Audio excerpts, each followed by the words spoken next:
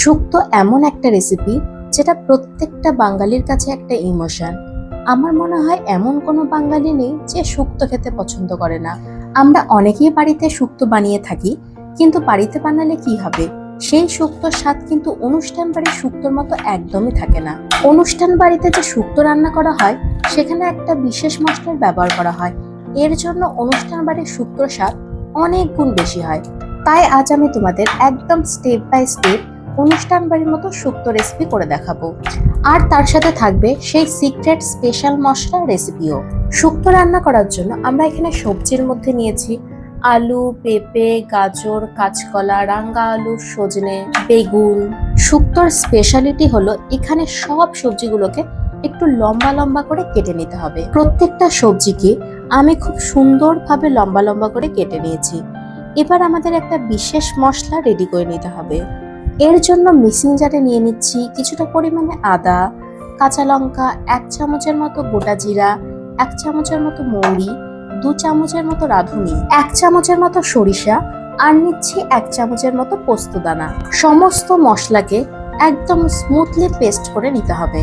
এদিকে শুক্তো রান্না করছি অথচ বড়ি দেব না, তা তো হতে পারে না। এর জন্য প্রথমে বড়িগুলোকে তেলের মধ্যে দিয়ে লাল লাল করে ভেজে তুলে দিলাম। এরপর একে একে করলা আর বেগুনগুলোকে আমাদের ভেজে নিতে হবে। ভাজার সময় সামান্য পরিমাণে একটু লবণ দিয়ে দিয়েছিলাম। করলা আর বেগুনকে সবার প্রথমে ভেজে তুলে নেওয়ার কারণই হলো এই দুটো সবজিকে সবার শেষে তরকারির মধ্যে আমাদের অ্যাড করতে হবে। করলাগুলিকে প্রথমে শুক্তোর মধ্যে দিয়ে দিলে করলা জাল হতে হতে পুরো শুক্তোটাকে তেতো করে দেবে।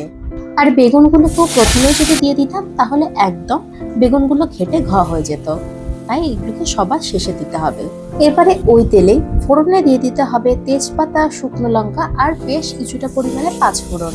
ফোড়নটা একটু ভাজা ভাজা হয়ে এলে বাকি কেটে রাখা সবজিগুলোকেও হালকা একটু ভেজে নেব। এবারে দিয়ে দিচ্ছি ওই আগে থেকে বেটে রাখা মশলা। মশলার সাথে সবজিগুলিকে একটু ভালোভাবে কষিয়ে নিয়ে মশলা ধোয়া জল দিয়ে দেব, যাতে সবজিগুলিও একটু নরম হয়ে যায়। সবজিগুলো একটু শক্ত থাকতে পারে, তাই আমি একটু ঢেকে দেব।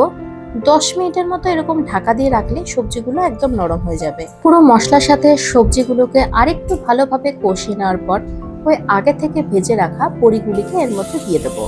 বড়িগুলিকে দিয়ে আবারও আরেকটু কষিয়ে নেব। শুক্তো রান্নাটা যেহেতু একটু সাদা সাদা হয়, তার জন্য আমি এর মধ্যে কোনো রকমের হলুদ ব্যবহার করিনি, শুধু এর মধ্যে স্বাদ মতো একটু লবণ দিয়ে দিয়েছি। এবারে আমি এতে দিয়ে দিচ্ছি 1 কাপের মতো গরুর দুধ।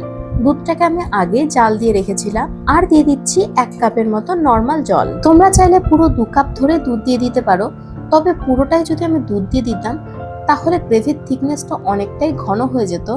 যেহেতু আমি গ্রেভিটা একটু হালকা পাতলা পাতলা রাখতে চাইছি, তার জন্য আমি এখানে 1 কাপ দুধ আর 1 কাপ জল দিয়েছি। শুক্তো একটু মিষ্টি মিষ্টি খেতেই ভালো লাগে, তাই স্বাদটাকে ব্যালেন্সে রাখার জন্য আমি এখানে একটু চিনি দিয়েছি। মশলার মধ্যে আমি এখানে অ্যাড করেছি ভাজা ধনে জিরে গুঁড়ো আর অল্প পরিমাণে গরম মশলা। সবার শেষে একটু ঘি ছড়িয়ে দিয়ে নামিয়ে নিলে আমাদের অনুষ্ঠান বাড়ির মতো শুক্তো রেসিপি একদম রেডি হয়ে যাবে।